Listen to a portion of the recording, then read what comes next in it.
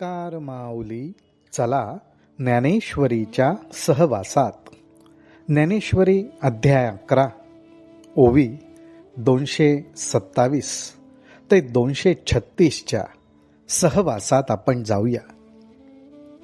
अर्जुनाची विश्वरूप बघता बघता अशी अवस्था झाली की त्याला आता अशी उत्सुकता वाटली की मला भगवंताचं जे विश्वरूप दिसतंय, मला हे समजत नाहीये की भगवंत बसलेत, उभे आहेत का शयन करतायत. म्हणून अर्जुनाला असं वाटलं की आपण नीट डोळे उघडून बघावं.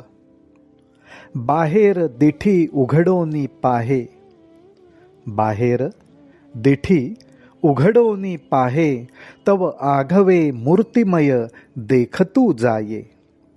मग आता न पाहे म्हणोनी उगा राहे, तरी आतुही तैसेंची. आपल्या ज्ञानोबारायांनी किती सुंदर प्रकारे वर्णन केलंय. डोळे उघडले की बाहेरचं दृश्य आपण बघायला लागलो.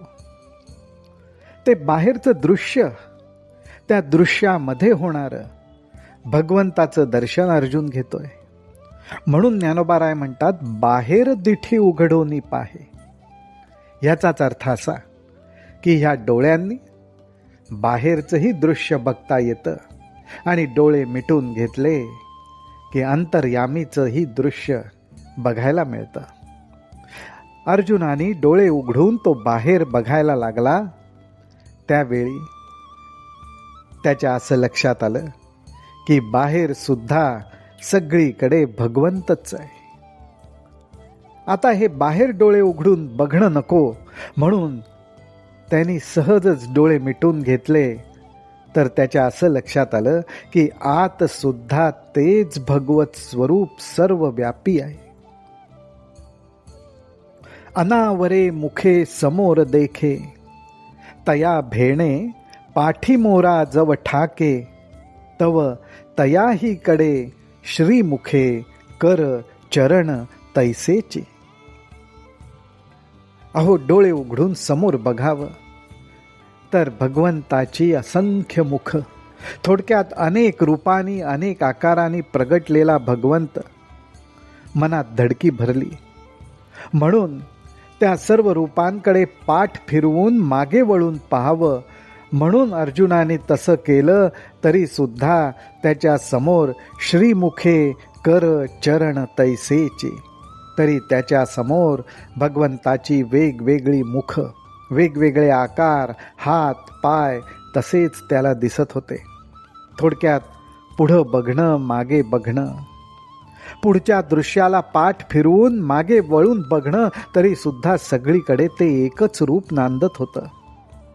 अहो, पाहता कीर प्रतिभासे, एथ नवलावो काही असे, परी न पाहताही दिसे चोज ऐका. ज्ञानोबाराय म्हणतात, अहो, डोळे उघडून पाहिले तर अर्जुनाला भगवंताचं विश्वरूप दिसत होतं. त्यात विशेष काय? परंतु आता पाहायचं नाही असं म्हणून त्यांनी दृष्टी फिरवली, डोळे मिटून घेतले, तरी सुद्धा त्याला विश्वरूपच दिसत होतं. हे फार मोठं नवल आहे. परी न पाहताही दिसे चोज ऐका. याचाच अर्थ माऊली हो, पाहणे आणि न पाहणे हे आता अर्जुनाच्या हातात नव्हतं. त्यांनी पाहावं किंवा न पाहावं, पण विश्वरूप भगवंत सर्वत्र आहेच. तो जसा आहे तसा अनुभव अर्जुनाला येत होता. कैसे अनुग्रहाचे करणे, कैसे अनुग्रहाचे करणे, पार्थाचे पाहणे आणि न पाहणे, तयाही सकट नारायणे व्यापुनी घातले. अहो, भगवंताने अर्जुनावर जी कृपा केली त्या कृपेचं काय वर्णन करावं. अर्जुनाचं पाहणं आणि अर्जुनाचं न पाहणं हे सुद्धा तो भगवंतच झाला होता. त्यामुळे थोडक्यात म्हणायचं झालं तर अर्जुन हा भगवंतमयच झाला होता. पाहणं आणि न पाहणं या दोन्ही अवस्थांना परमेश्वराने कवळून घेतलं होतं, व्यापून टाकलं होतं. म्हणून आश्चर्याच्या पुरी एकी, पडिला ठाये ठाव थडी ठाकी, तव चमत्काराचिया आणिकी महार्णवी पडे.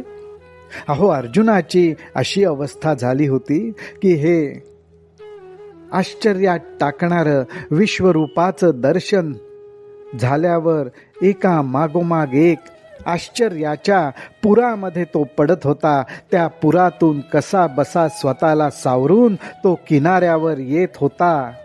किनाऱ्यावर येता येता अजून त्याला आश्चर्याचा धक्का बसत होता आणि परत परत परत तो आश्चर्याच्या पुरामध्येच पडत होता. अशी अर्जुनाची अवस्था झाली होती. ऐसा अर्जुनू असाधारणे, आपुलिया दर्शनाचे निविंदाणे, कवळुनी घेतला तेणे अनंत रूपे. हो, अशा रीतीने त्या अनंत परमात्म्याने त्याची असाधारण म्हणजे खास, विशेष, अलौकिक अशी रूप धारण करून त्या दर्शनाचा आनंद, आश्चर्य अर्जुनाला अनुभवायला तो देत होता आणि त्याने अर्जुनाची संपूर्ण जाणीव व्यापून टाकली होती. कवळुनी घेतला तेणे अनंत रूपे, तो विश्वतोमुख स्वभावे.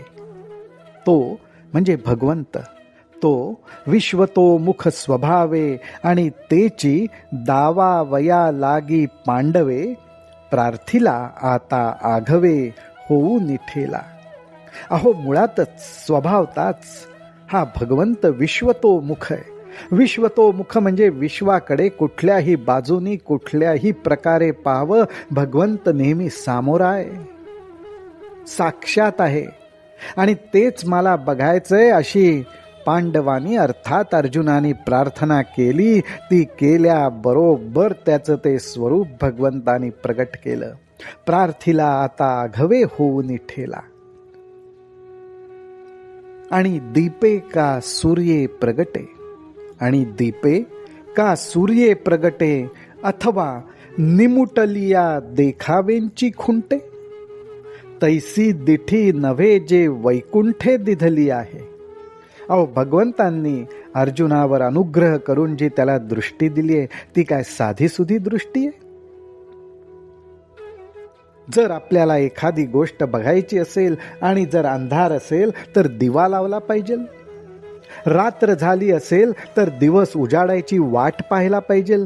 तेव्हा मग निमुटलिया म्हणजे जे उमटलं नाहीये ते बघायला मिळेल.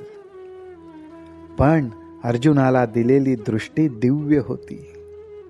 ती दृष्टी अशी होती की त्या दृष्टीने बघण्यासाठी दिव्याची किंवा सूर्याची आवश्यकता नव्हती. ते पाहणंच वेगळं होतं.